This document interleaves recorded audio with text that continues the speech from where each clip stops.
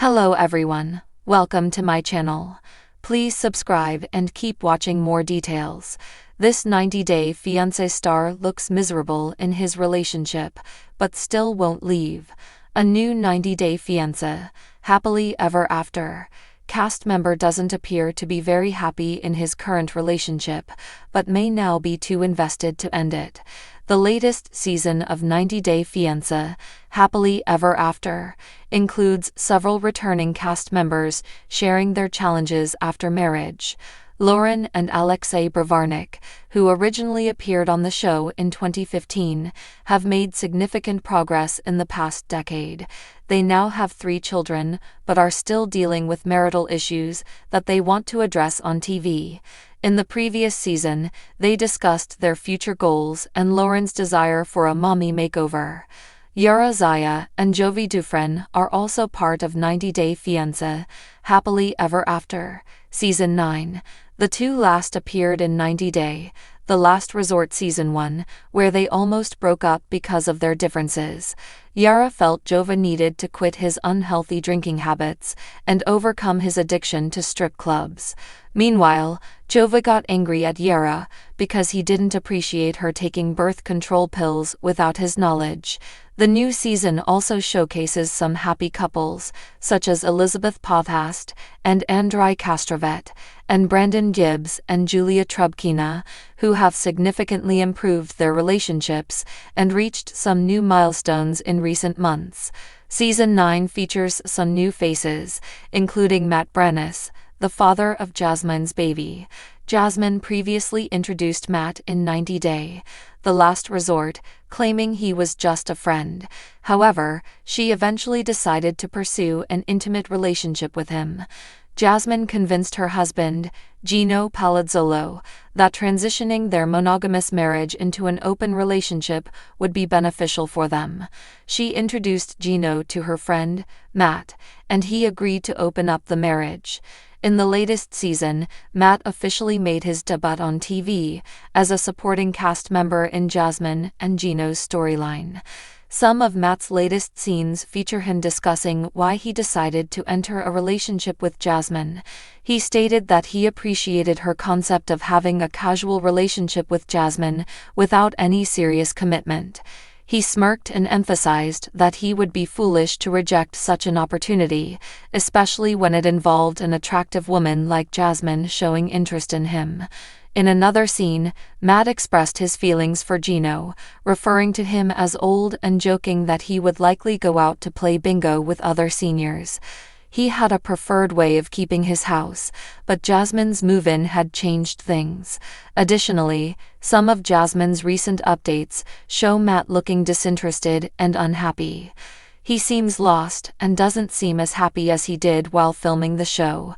Perhaps Matt didn't plan on having a child with Jasmine, and he may not be pleased about the new responsibility of co-parenting a daughter with her. Even fans have noticed Matt's disinterested look in Jasmine's posts, with one Instagram user saying, "This poor guy hasn't a clue." Recently, fans discussed Matt appearing glum in his social media pictures. They seemed concerned that he might not be doing well. One Reddit user, Masazumbi 2021, posted a thread asking if others thought Matt was okay, claiming that he didn't appear happy with Jasmine. One Redditor joked, "Maybe he's realizing the talk money was not worth it lol," suggesting that Matt regretted being on TV and in a relationship with Jasmine. Another Redditor commented, "No, he's not ok, but it's a nightmare of his own making," noting that Matt may wish he had left Jasmine before she became pregnant. Matt doesn't appear very comfortable with Jasmine, but there are a few reasons why he won't leave her. Matt truly loves his daughter Maddie. Although he didn't intend to start a family with Jasmine, the fact that she became pregnant likely motivated him to take on the responsibility of being a father. Previously, Jasmine mentioned that Matt chose to co-parent their child, which indicates that he takes his role seriously and is committed to not abandoning his daughter.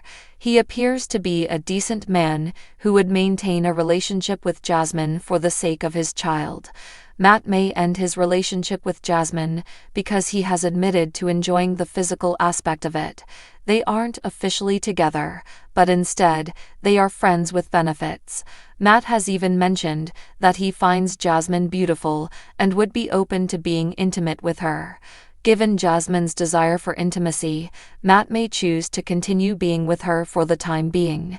If he were to break up with her, he believes he wouldn't find another woman like her, or a similar relationship arrangement where he can enjoy physical benefits without commitment. Kind of heartbreak that doesn't involve yelling, cheating scandals, or explosive breakups.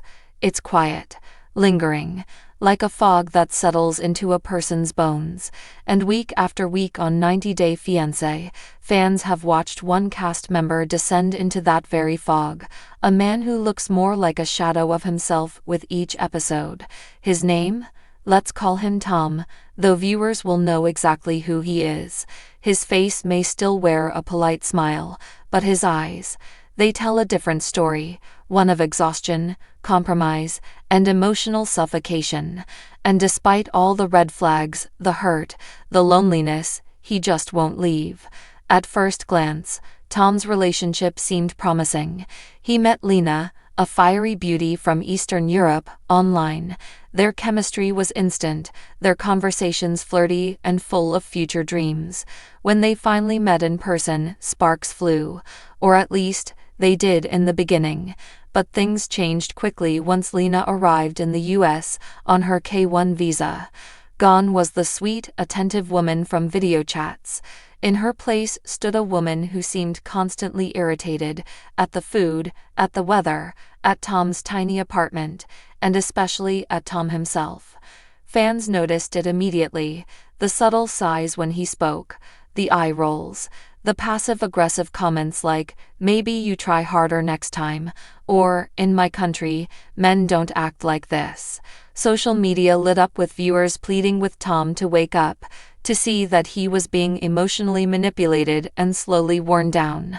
But Tom just stayed. Each episode paints the same sad portrait. Tom cooks Lena's favorite meals, only to be told they're too salty or nothing like home. He plans romantic dates that end with her complaining about her shoes. He tries to talk about his feelings, only for Lena to brush him off with, "You're too sensitive." And every time he's asked how things are going, he gives the same weak chuckle and replies, "We're figuring it out." There's a word for what Tom is experiencing: emotional erosion, and it's more common than we like to admit. Many viewers suspect that Tom is a classic fixer, someone who believes love is proven through perseverance. He sees Lena's dissatisfaction not as a deal-breaker, but as a challenge. If he just improves himself, he thinks, she'll love him like before. So he works harder. He silences his own needs. He shrinks himself to make her happy. But in doing so, Tom is slowly disappearing. There was a particularly gut-wrenching moment in episode 8 of the season when Tom was asked during a confessional interview what makes him happiest in the relationship. He paused. His eyes welled up. He opened his mouth to answer, then said nothing. Instead, he looked down, let out a small breath, and whispered, "I don't know anymore." Still, he stayed. Why? That's the question fans ask over and over. Why would someone endure this kind of misery? Theories abound. Some say it's embarrassment. After all, millions of people have watched him proclaim his love for Lena. To walk away now would be admitting defeat. Others think it's hope, that he clings to the memory of who Lena used to be, and believes she'll return to that version if he's just patient enough. And then there's the darker theory, that Lena has created such a toxic emotional environment that Tom no longer trusts his own instincts. He's trapped, not by walls, but by guilt, shame, and fear of being alone. There's also the looming deadline of the K1 visa, 90 days to marry or Lena goes home. The pressure is intense. Tom seems torn between doing what's right for his mental health and what he feels is his responsibility. "She left everything for me," he says in one episode. "How can I abandon her?" But what Tom doesn't seem to realize is that he's abandoning himself. Relationships are meant to be partnerships, not emotional battlegrounds. Love isn't supposed to feel like a performance review, and yet, every time Tom so much as forgets to bring home the right yogurt, Lena acts as though he's failed her deeply. "You don't care about me," she says coldly, and Tom just apologizes, eyes down, shoulders tense. Viewers want to scream at their screens. "Tom, this isn't love, it's control." And still, he stays. What's most tragic is how normalized it's become for viewers to watch people suffer quietly in relationships on reality TV. The cameras capture everything: tears, fights, silent dinners, and yet the stars remain stuck, as if the world isn't watching.